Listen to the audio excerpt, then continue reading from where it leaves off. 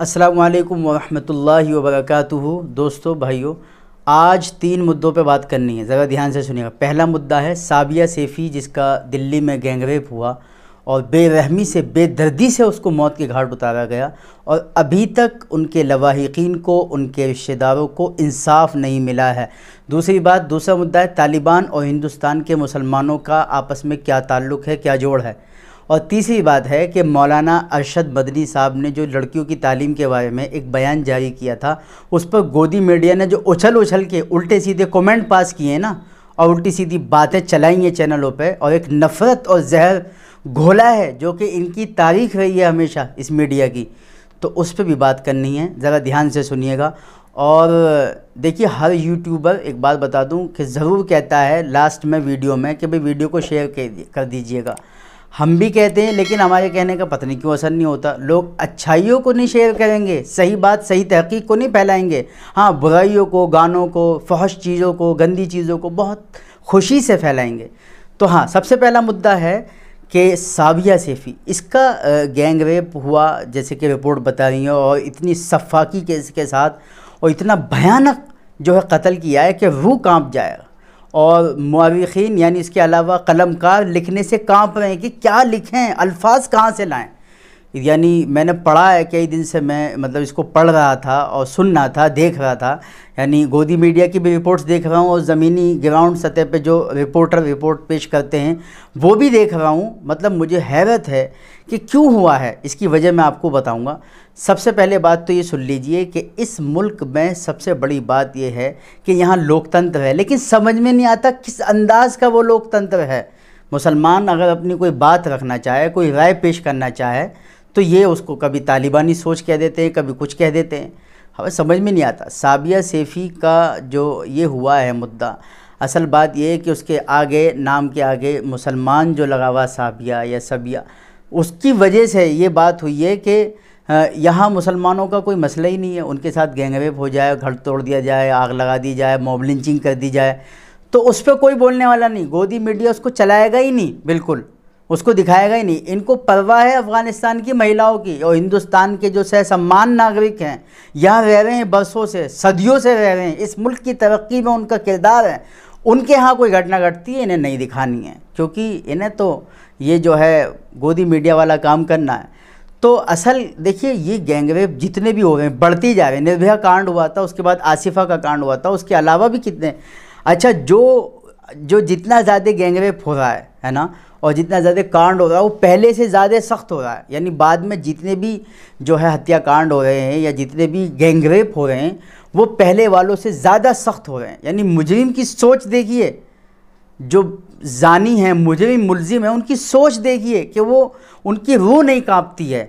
असल बात ये है कि थिंकिंग, जो सोच इस तरह की बना दी गई है कि भाई लड़कियां पर्दा नहीं करती है ना, खुलेआम घूमती हैं, तो लोग कहते हैं भाई तुम अपनी नज़रों का पर्दा करो ना, इस मुल्क में आज़ादी है, कोई कैसे भी कपड़े पहने। देखिए, आप एक सोच क्या बना रहे हैं, जहनियत क्या बना रहे हैं। यूरोप का माहौल यहाँ बनाना चाह रहे हैं, वहाँ कितने कांड होते हैं, सबसे ज़्यादा जिना दुनिया में वहाँ होते हैं, यूरोप में होते हैं, अमेरिका में होते हैं। आज उन लोगों का दिली सुकून ख़त्म हो गया है, पता ही नहीं किसका चक्कर किससे चल रहा है, कौन कहाँ मुँह लगा रहा है।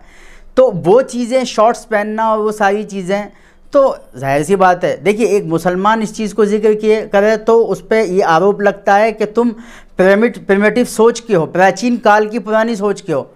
और जब निर्भया कांड हुआ था, लालू जी ने और कितने सारे मंत्रियों ने बयान दिया था कि भाई शरिया कानून के मुताबिक सज़ा होनी चाहिए फांसी की, तब तो कोई नहीं बोला। यानी मुसलमान अगर कुछ बोलता है तो उस पर इनके पेट में दर्द शुरू हो जाता है। मुझे बड़ा अफसोस हो रहा है मेरे दोस्तों, अजीज़ों।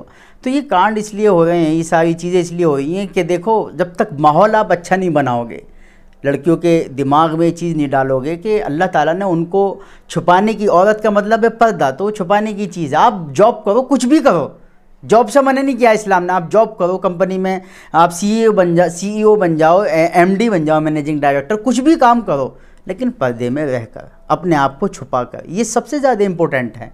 वरना ये दरिंदे जो बाहर घूम रहे हैं, जो तहफ़्फ़ुज़ की बात करते हैं, जो औरतों के कानून की बात करते हैं और जो औरतों को हुकूक दिलाने की बात करते हैं, वो ख़ुद भेड़िए बन जाते हैं। इसलिए मौलाना रूमी ने कहा था कि औरत को तो, अजनबी औरत को तो आप इतना समझें कि जिस तरह एक कसाई गोश्त वाले की दुकान पर जो गोश्त टंगा रहता है और बाहर जो कुत्ते खड़े रहते हैं, वो गोश्त उनके लिए सिर्फ उधेड़ने की चीज़ है। इस तरह ही ये लोग, इनकी सोचें हैं।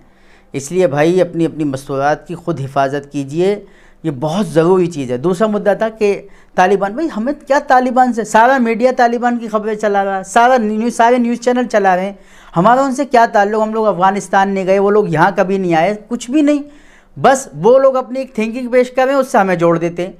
मौलाना अरशद मदनी साहब ने अभी चंद रोज़ पहले लड़कियों की तालीम के लिए एक बात कही कि भाई लड़कियों की तालीम के लिए अलग स्कूल होने चाहिए, अलग जो है संस्थाएं होनी चाहिए, अलग इंस्टीट्यूट होनी चाहिए। बस उनकी इस बात को लेकर हंगामा बोल दिया सारी मीडिया ने। और मौलाना अरशद मदनी की सोच को तालिबान की सोच से, तालिबान की ज़हनियत है, इनकी तालिबानी सोच है। अरे मौलाना अरशद मदनी कौन है आप जानते हैं? वो इस मुल्क के बाइज़्ज़त शहरी से सम्मान नागरिक हैं। उनके वालिद हज़रत मौलाना सैयद हुसैन अहमद मदनी रहमतुल्लाह अलैह, वो फ्रीडम फाइटर थे यहाँ के। ये लोग सदियों से इस मुल्क में रह रहे हैं, मुल्क को आज़ाद कराया इन लोगों ने। आपको बस बकवास करनी है। तो अगर मौलाना ने ये राय रखी तो क्या एक सहसम्मान नागरिक जो इतना बड़ा आदमी है वो एक राय नहीं रख सकता? और उनकी राय हिकमतों से खाली नहीं थी, इसमें हिकमत हैं।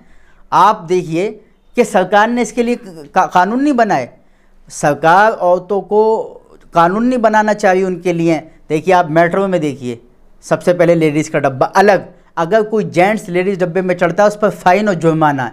उसके अलावा संस्थाएं अलग, सरकार ने लेडीज़ों के लिए संस्थाएं अलग बनाई, ट्रेन में अलग सफ़र करने का निज़ाम बनाया, लाइन उनके लिए अलग, टिकट की लाइन उनके लिए अलग, राशन की लाइन उनके लिए अलग।